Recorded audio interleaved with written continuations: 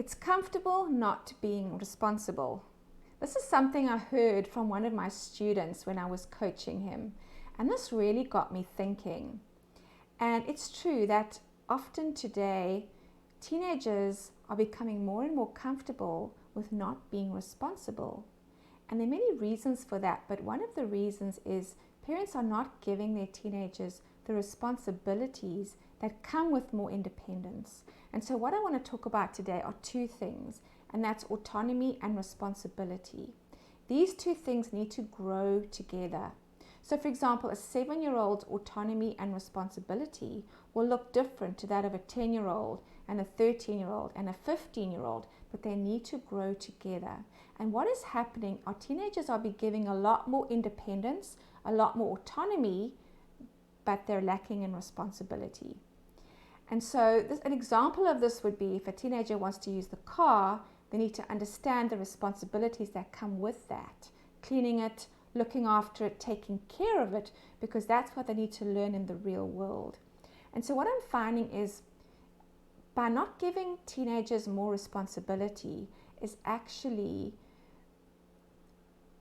harming them, because they are not being prepared for adulthood. They have a lower self-esteem. They don't feel very confident in their own abilities because their parents are doing everything for them.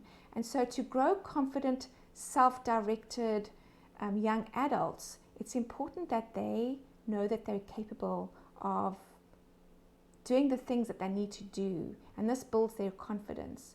And so what I want to do today is just challenge you and think about how are you balancing autonomy and responsibility in your teenager. How comfortable is your teenager with not being responsible? And so maybe now is the time to ruffle a few feathers and get them out of their comfort zones to make the nest a little bit less comfortable, so they start thinking for themselves and so they can be confident knowing that they can be responsible. And so what I do with my students in coaching is I help them to weigh the costs and the benefits, because what they're actually doing is they are choosing the short-term benefits as opposed to not really looking at the long-term costs. What is this actually costing you? Because at the end of the day, not being responsible today is going to cost them their freedom later on.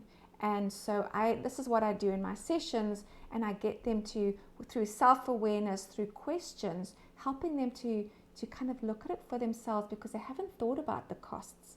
They are just enjoying the short-term comfort.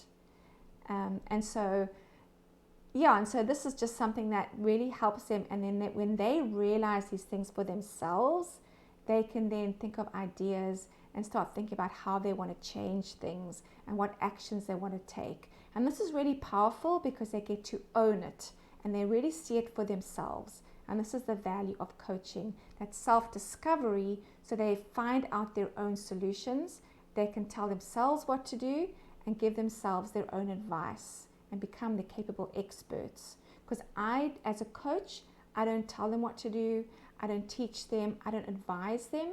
I empower them to direct themselves through powerful questions and through self-awareness and self-discovery. Thank you.